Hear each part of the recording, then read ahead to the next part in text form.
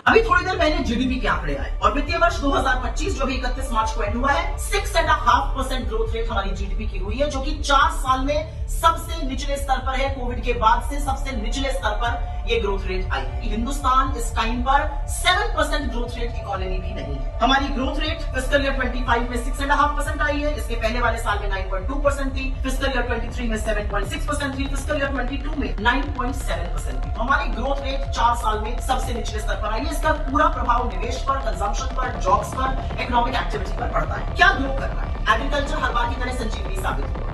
पूरे साल में एग्रीकल्चर की ग्रोथ रेट करीब 4.6% रही, जो पिछले साल उसके मुकाबले 2.7% ही थी। लास्ट तिमाही में एग्रीकल्चर की ग्रोथ रेट 5.4% थी, जो कि पिछले साल के लास्ट क्वार्टर में मात्र 0.9% थी। तो दिक्कत कहां है? दिक्कत है मैन्युफैक्चरिंग। इतना पीआर स्टंट, इतनी सारी स्कीम, इतने सारे स्लोगन और उसके बाद भी हमारी फैक्ट्रीज में उत्पादन नहीं हो रहा है। फिस्कल ईयर 25 में मैन्युफैक्चरिंग की ग्रोथ गिरकर 4.5% पे आ गई, जो उसके पिछले साल के मुकाबले 12.3%। लास्ट क्वार्टर में मैन्युफैक्चरिंग की ग्रोथ रेट गिरकर 4.8% हो गई, जो कि 24 के लास्ट क्वार्टर में 11.3% थी। लगातार मैन्युफैक्चरिंग गिर रही है, हमारी फैक्ट्रीज में उत्पादन नहीं हो रहा और इसीलिए इतने सारे लोग बेरोजगार आपको कहते हैं। आपको एक बात बताई जाएगी कि Q4 में तो हमने क्या स्टनिंग ग्रोथ करी है, 7.4%। इस बात को सुनिएगा और फिर आप आगे की बात समझिएगा। Q4 में 7.4% ग्रोथ रेट थी, Q3 में 6.4 थी, Q2 में 5.4 थी और Q1 में 6.7 थी। तो फर्स्ट हाफ में एवरेज ग्रोथ रेट 6% थी, सेकंड हाफ में एवरेज ग्रोथ रेट 6.9% है।